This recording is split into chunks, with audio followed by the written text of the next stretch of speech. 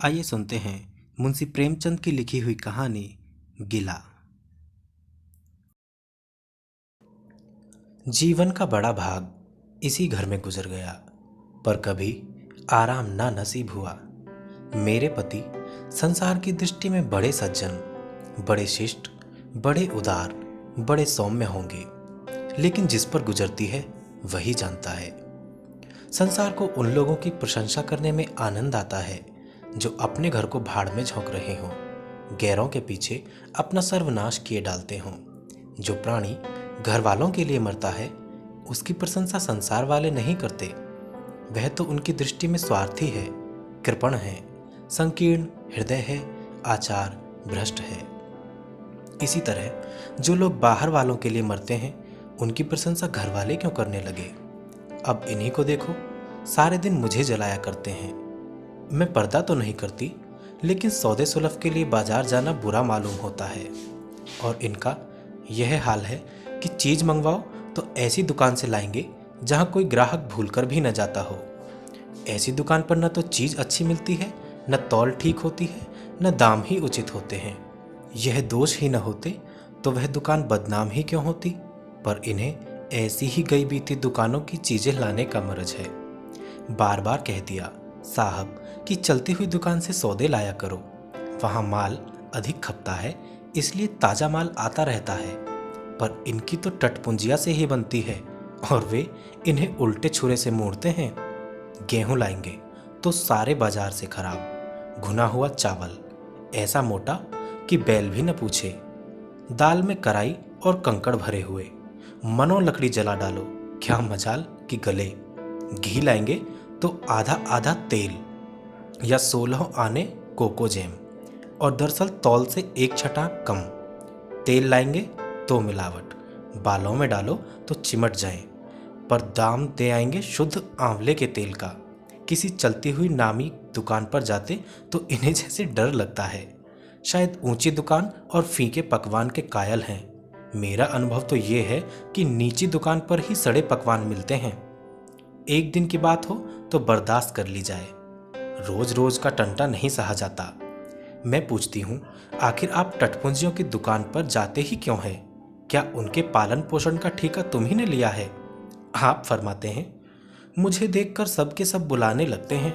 वाह क्या कहना है, कितनी दूर की बात कही है। जरा इन्हें बुला लिया और खुशामद के 2 शब्द सुना दिए, थोड़ी सी स्तुति कर दी, बस आपका मिजाज आसमान पर जा पहुंचा। फिर इन्हें सुधी नहीं रहती कि यह कूड़ा करकट बांध रहा है या क्या। पूछती हूँ, तुम उस रास्ते जाते ही क्यों हो? क्यों किसी दूसरे रास्ते से नहीं जाते? ऐसे उठाई गिरों को मुंह ही क्यों लगाते हो? इसका कोई जवाब नहीं। एक चुप 100 बाधाओं को हराती है। एक बार एक गहना बनवाने को दिया। मैं तो महाशय को जानती थी, इनसे कुछ पूछना व्यर्थ था। अपने पहचान के एक सुनार को बुला रही थी। संयोग से आप भी विराजमान थे। बोले, यह संप्रदाय विश्वास के योग्य नहीं, धोखा खाओगी। मैं एक सुनार को जानता हूँ, मेरे साथ का पढ़ा हुआ है, बरसों साथ साथ खेले हैं, वह मेरे साथ चालबाजी नहीं कर सकता। मैंने भी समझा, जब इनका मित्र है और वह भी बचपन का, तो कहाँ तक दोस्ती का हक न निभाएगा। सोने का एक आभूषण और 100 रुपए इनके हवाले किए।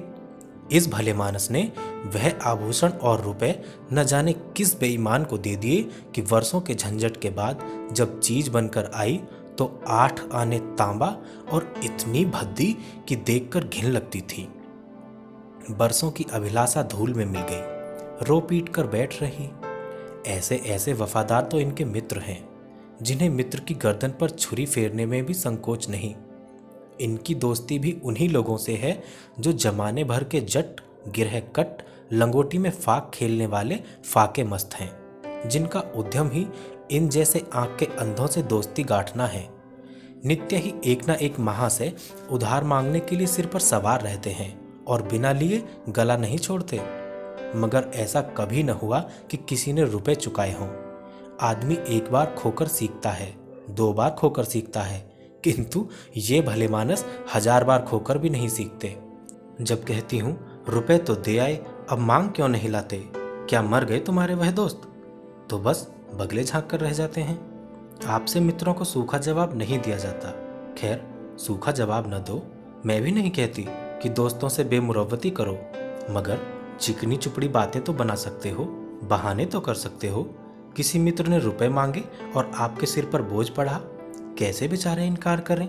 आखिर लोग जान जाएंगे कि नहीं कि यह महाशय भी खुक्कल ही हैं। इनकी हविस ये है कि दुनिया इन्हें संपन्न समझती रहे, चाहे मेरे गहने ही क्यों न गिरवी रखने पड़े।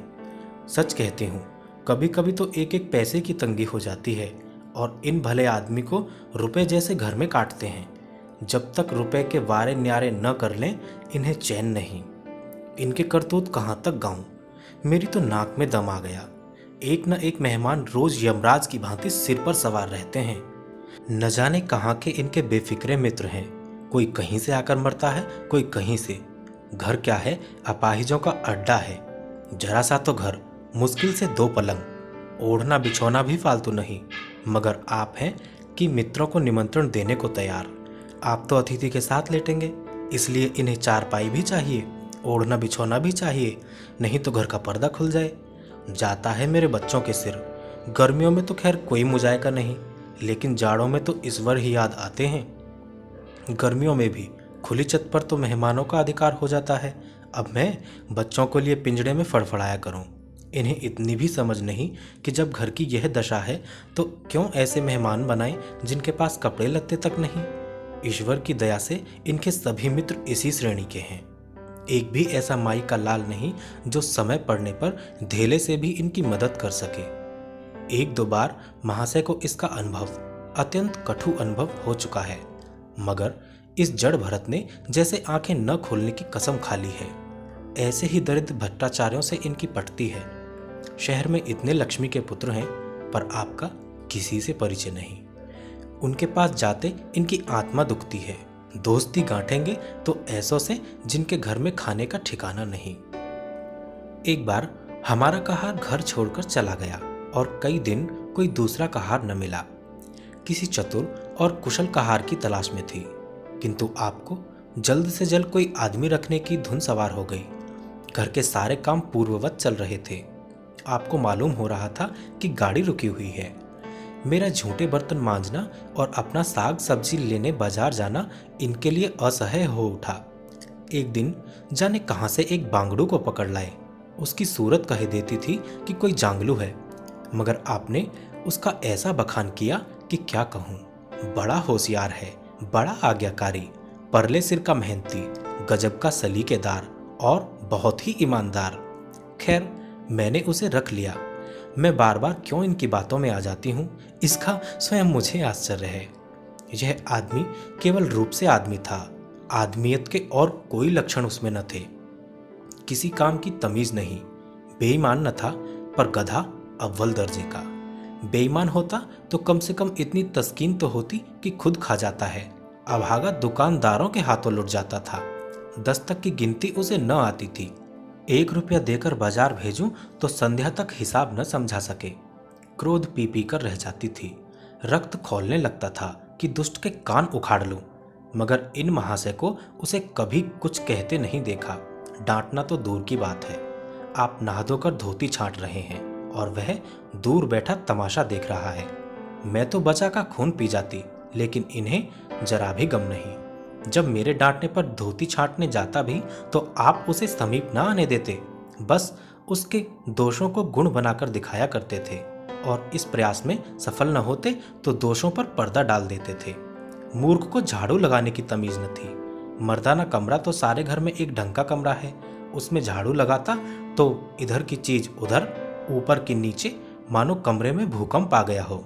और गर्द का यह हाल कि सांस लेना कठिन।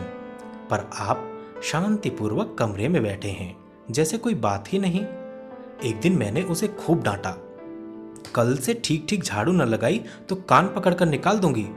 सवेरे सोकर उठी तो देखती हूँ कमरे में झाड़ू लगी हुई है और हर एक चीज करीने से रखी हुई है। गर्द गुबार का नाम नहीं।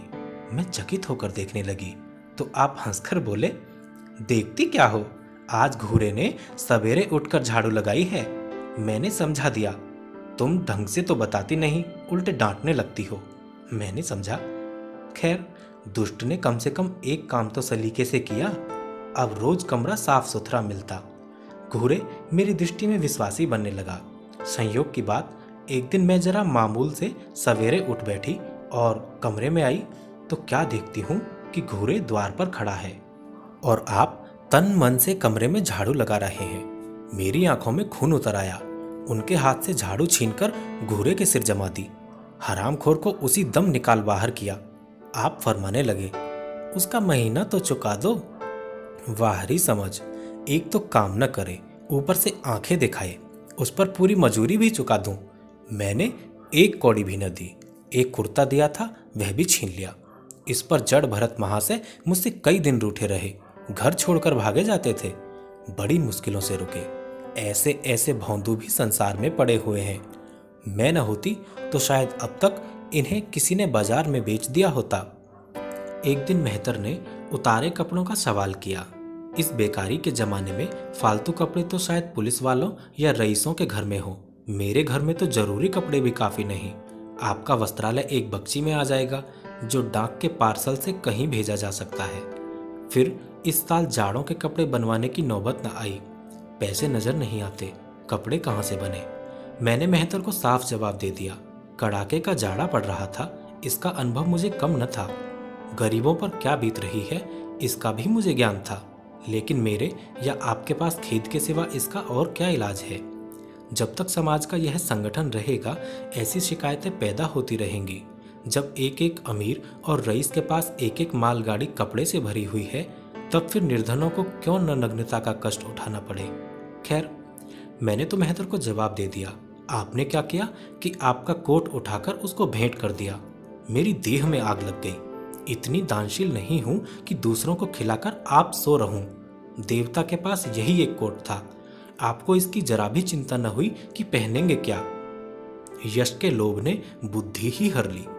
मेहतर ने सलाम किया, दुआएं दी और अपनी राह ली। आप कई दिन सर्दी से ठिठुरते रहे। प्रातःकाल घूमने जाया करते थे, वह बंद हो गया। ईश्वर ने उन्हें हृदय भी एक विचित्र प्रकार का दिया है। फटे पुराने कपड़े पहनते आपको जरा भी संकोच नहीं होता। मैं तो मारे लाज के गड़ जाती हूँ, पर आपको जरा फिक्र नहीं। कोई हंसता है तो हंसे, आपकी बला से। अंत में जब मुझसे न देखा गया तो एक कोट बनवा दिया। जी तो जलता था कि खूब सर्दी खाने दूं, पर डरी कि कहीं बीमार हो जाएं तो और बुरा हो। आखिर काम तो उन्हीं को करना है। महाशय अपने दिल में समझते होंगे कि मैं कितना विनीत, कितना परोपकारी हूँ। शायद इन्हें इन बातों का गर्व हो। मैं इन्हें परोपकारी नहीं समझती, न विनीत ही समझती हूँ। यह जड़ता है, सीधी सादी निरीहता। जिस मेहतर को आपने अपना कोट दिया, उसे मैंने कई बार रात को शराब के नशे में मस्त झूमता देखा है और आपको दिखा भी दिया है। फिर दूसरों की विवेकहीनता की पुरौती हम क्यों करें। अगर आप विनीत और परोपकारी होते तो घर वालों के प्रति भी तो आपके मन में कुछ उदारता होती, या सारी उदारता बाहर वालों के लिए सुरक्षित है। घर वालों को उसका अल्पांश भी न मिलना चाहिए। मेरी इतनी अवस्था बीत गई, पर इस भले आदमी ने कभी अपने हाथों से मुझे एक उपहार भी न दिया। बेशक मैं जो चीज बाजार से मंगवाऊं, उसे लाने में इन्हें जरा भी आपत्ति नहीं, बिल्कुल उज्र नहीं। मगर रुपए मैं दे दूं, यह शर्त है। इन्हें खुद कभी यह उमंग नहीं होती।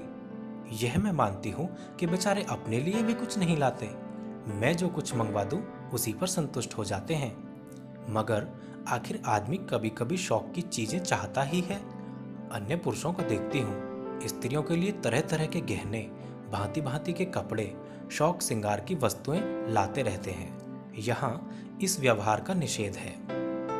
बच्चों के लिए भी मिठाइयाँ, खिलौने, बाजे शायद जीवन में एक बार भी न लाए हों।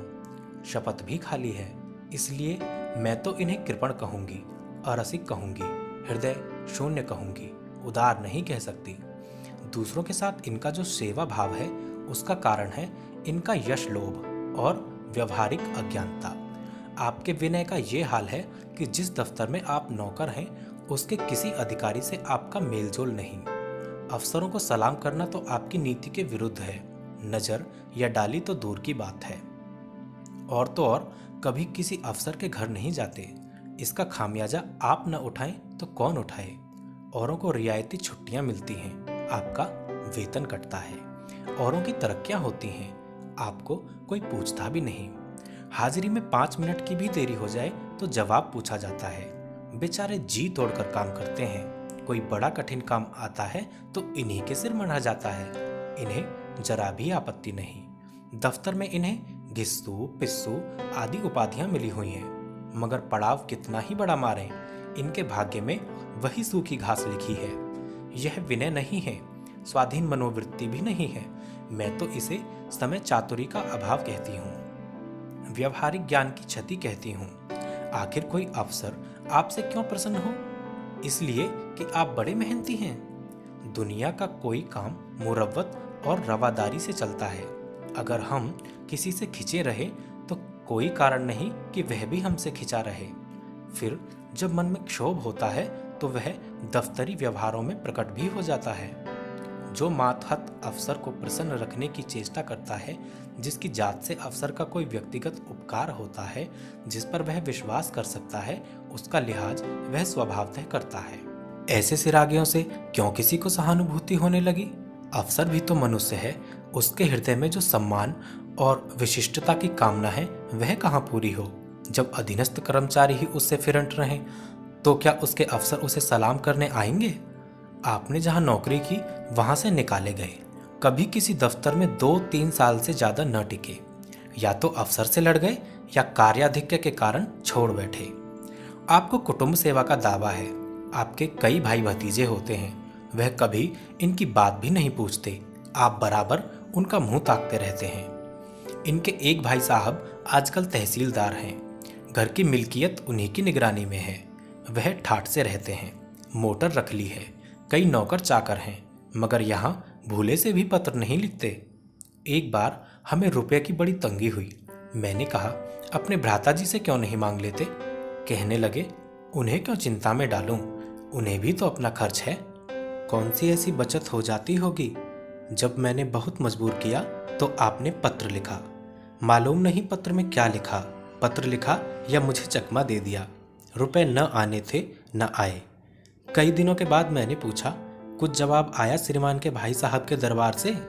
आपने रुष्ट होकर कहा, अभी केवल 1 सप्ताह तो हुए खत पहुंचे, अभी क्या जवाब आ सकता है? 1 सप्ताह और गुजरा, मगर जवाब नदारद। अब आपका ये हाल है कि मुझे कुछ बातचीत करने का अवसर ही नहीं देते। इतने प्रसन्नचित्त नजर आते हैं कि क्या कहूँ। बाहर से आते हैं तो खुश खुश, कोई न कोई शिगुफा लिए हुए। मेरी खुशामद भी खूब हो रही है, मेरे मैके वालों की प्रशंसा भी हो रही है, मेरे गृह प्रबंध का बखान भी असाधारण रीति से किया जा रहा है। मैं इस महाशय की चाल समझ रही थी। यह सारी दिलजोई केवल इसलिए थी कि श्रीमान के भाई साहब के विषय में कुछ पूछ न बैठूं। सारे राजनीतिक, आर्थिक, सामाजिक, आचारिक प्रश्नों की मुझसे व्याख्या की जाती थी, इतने विस्तार और गवेषणा के साथ कि विशेषज्ञ भी लोहा मान जाएं, केवल इसलिए कि मुझे वह प्रसंग उठाने का अवसर न मिले। लेकिन मैं भला कब चूकने वाली थी?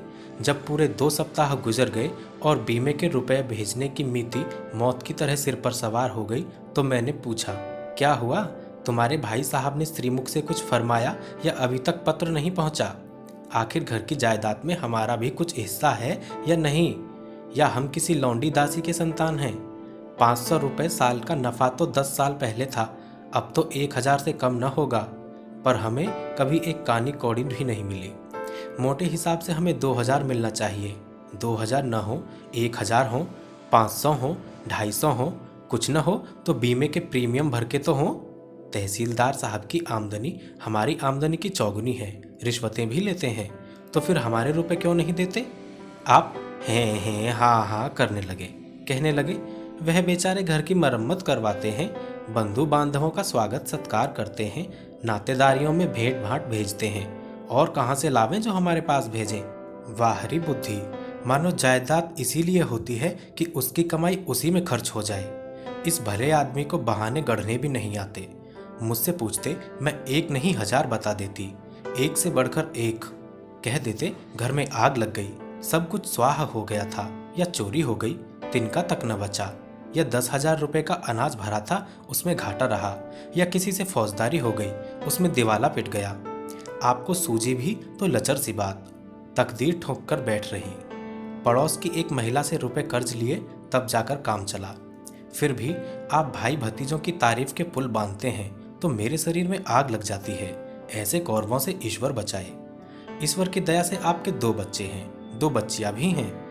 ईश्वर की दया कहूँ या कोप कहूँ, सबके सब उद्यमी हो गए हैं कि खुदा की पनाह। मगर क्या मजाल है कि वह किसी भौंदू को कड़ी आंखों से देखें। रात के 8 बज गए हैं, युवराज अभी घूमकर नहीं आए। मैं घबरा रही हूँ।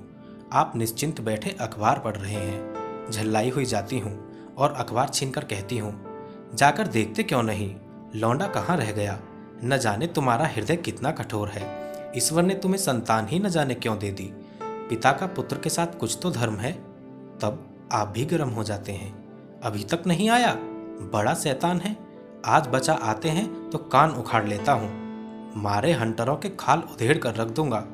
यों बिगड़कर तैश के साथ आप उसे खोजने निकलते हैं। संयोग की बात, आप उधर जाते हैं, इधर लड़का आ जाता है। मैं पूछती हूँ, तू किधर से आ गया। वह तुझे ढूंढने गए हुए हैं। देखना आज तेरी कैसी मरम्मत होती है। यह आदत ही छूट जाएगी। दांत पीस रहे थे, आते ही होंगे। छड़ी भी है उनके हाथ में। तुम इतने मन के हो गए हो कि बात नहीं सुनते। आज आटे दाल का भाव मालूम होगा। लड़का सहम जाता है और लैंप जलाकर पढ़ने बैठ जाता है। महाशय जी 2-2.5 घंटे के बाद लौटते हैं, हैरान, परेशान और बदहवास।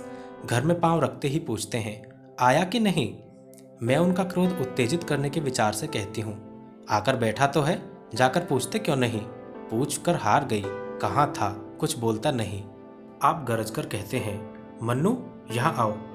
लड़का थर-थर कांपता हुआ आकर आंगन में खड़ा हो जाता है। दोनों बच्चियां घर में छिप जाती हैं कि कोई भयंकर कांड होने वाला है। छोटा बच्चा खिड़की से चूहे की तरह झांक रहा है। आप क्रोध से बौखलाए हुए हैं। हाथ में छड़ी है ही। मैं भी वह क्रोधोन्मत्त आकृति देखकर पछताने लगती हूँ कि कहाँ से इनसे शिकायत की। आप लड़के के पास जाते हैं, मगर छड़ी जमाने के बदले आहिस्ते से उसके कंधों पर हाथ रखकर बनावटी क्रोध से कहते हैं, तुम कहाँ गए थे जी। मना किया जाता है, मानते नहीं हो। खबरदार, जो कभी अब इतनी देर होगी। आदमी शाम को घर चला आता है या मटर गश्ती करता है। मैं समझ रही हूँ कि यह भूमिका है, विषय अब आएगा। भूमिका तो बुरी नहीं, लेकिन यहाँ तो भूमिका पर ही इति हो जाती है। बस आपका क्रोध शांत हो गया, बिल्कुल जैसे क्वार की घटा घेर घार हुआ, काले बादल आए, गड़गड़ाहट हुई और गिरी क्या 4 बूंदें। लड़का अपने कमरे में चला जाता है और शायद खुशी से नाचने लगता है। मैं पराभूत होकर कहती हूँ, तुम तो जैसे डर गए। भला 2-4 तमाचे तो लगाए होते, इसी तरह तो लड़के शेर हो जाते हैं। आप फरमाते हैं, तुमने सुना नहीं, मैंने कितनी जोर से डांटा। बच्चा की जान निकल गई होगी, देख लेना जो फिर कभी देर में आए। तुमने डांटा तो नहीं, हाँ आंसू पोंछ दिए। तुमने मेरी डांट नहीं सुनी। क्या कहना है आपकी डांट का, लोगों के कान बहरे हो गए।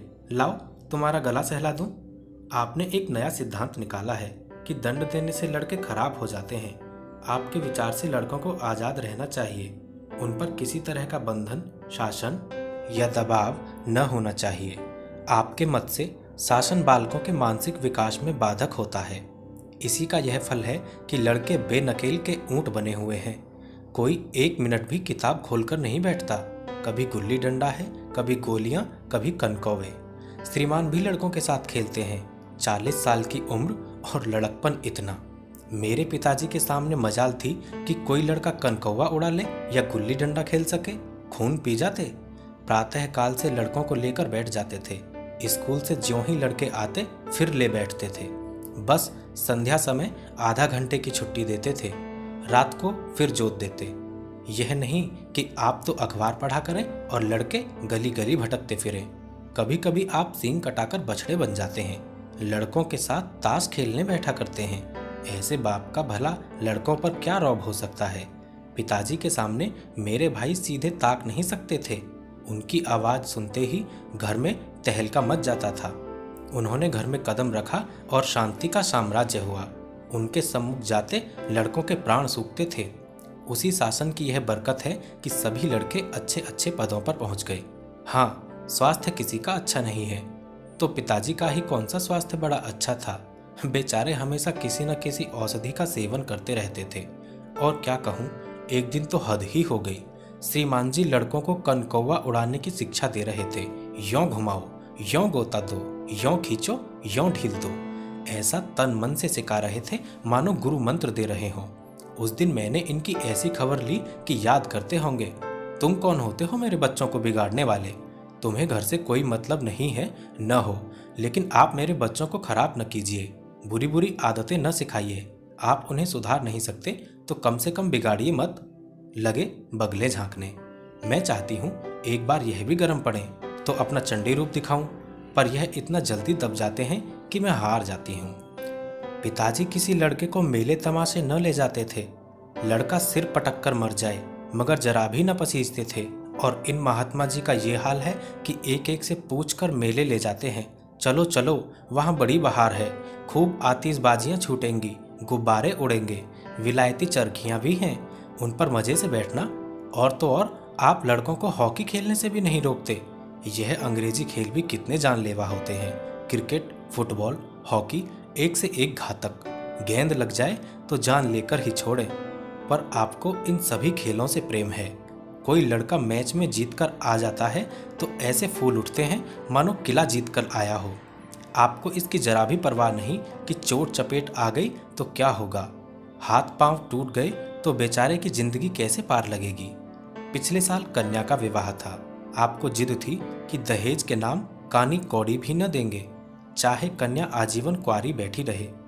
यहाँ भी आपका आदर्शवाद आकूदा। समाज के नेताओं का छल प्रपंच आए दिन देखते रहते हैं, फिर भी आंखें नहीं खुलती। जब तक समाज की यह व्यवस्था कायम है और युवती कन्या का अविवाहित रहना निंदास्पद है, तब तक यह प्रथा मिटने की नहीं।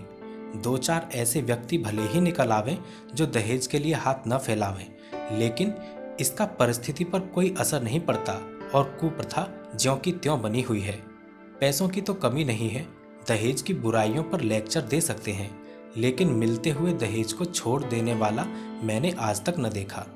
जब लड़कों की तरह लड़कियों की शिक्षा और जीविका की सुविधाएं निकल आएंगी तो यह प्रथा भी विदा हो जाएगी। उसके पहले संभव नहीं। मैंने जहाँ जहाँ संदेश भेजा, दहेज का प्रश्न उठ खड़ा हुआ और आपने प्रत्येक अवसर पर टांग अड़ाई। अब इस तरह पूरा साल गुजर गया और कन्या को 17वां लग गया तो मैंने एक जगह बात पक्की कर ली। आपने भी स्वीकार कर लिया, क्योंकि वर पक्ष ने लेन देन का प्रश्न ही न उठाया। हालांकि अंतःकरण में उन लोगों को पूरा विश्वास था कि अच्छी रकम मिलेगी और मैंने भी तय कर लिया था कि यथाशक्ति कोई बात न रखूंगी।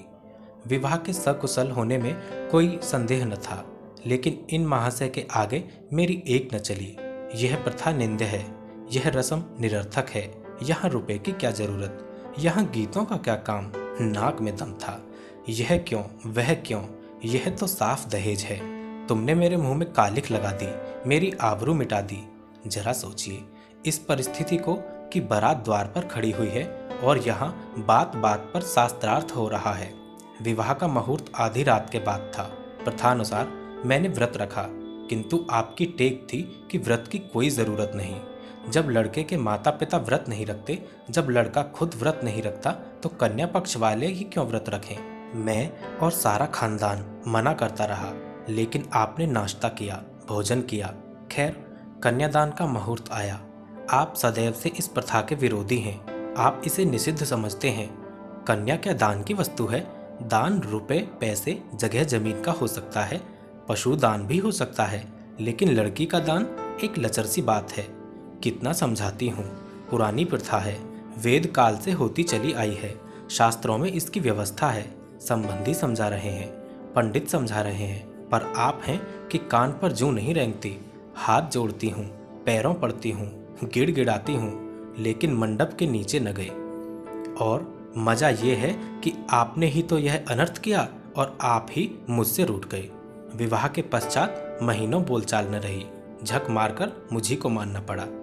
किंतु सबसे बड़ी विडंबना ये है कि इन सारे दुर्गुणों के होते हुए भी मैं इनसे एक दिन भी पृथक नहीं रह सकती, एक क्षण का वियोग नहीं सह सकती। इन सारे दोषों पर भी मुझे इनसे प्रगाढ़ प्रेम है। इनमें यह कौन सा गुण है जिस पर मैं मुग्ध हूँ, मैं खुद नहीं जानती, पर इनमें कोई बात ऐसी है जो मुझे इनकी चेरी बनाए हुए है। वह जरा मामूली सी देर में घर आते हैं तो प्राण नहों में समा जाते हैं। आज यदि विधाता इनके बदले मुझे कोई विद्या और बुद्धि का पुतला, रूप और धन का देवता भी दे तो मैं उसकी ओर आंखें उठाकर न देखूं। यह धर्म की बेड़ी नहीं है, कदापि नहीं, प्रथागत पतिव्रत भी नहीं, बल्कि हम दोनों की प्रकृति में कुछ ऐसी क्षमताएं, कुछ व्यवस्थाएं उत्पन्न हो गई हैं मानो किसी मशीन के कल पुर्जे घिस घिसाकर फिट हो गए हों और एक पुर्जे की जगह दूसरा पुर्जा काम न दे सके, चाहे वह पहले से कितना ही सुडौल, नया और सुदृढ़ क्यों न हो। जाने हुए रास्ते से हम निशंक आंखें बंद किए जाते हैं। उसके ऊंच नीच, मोड़ और घुमाव सब हमारी आंखों में समाये हुए हैं। अनजान रास्ते पर चलना कितना कष्टप्रद होगा। शायद आज मैं इनके दोषों को गुणों से बदलने पर भी तैयार न होंगी। तो ये थी कहानी गिला।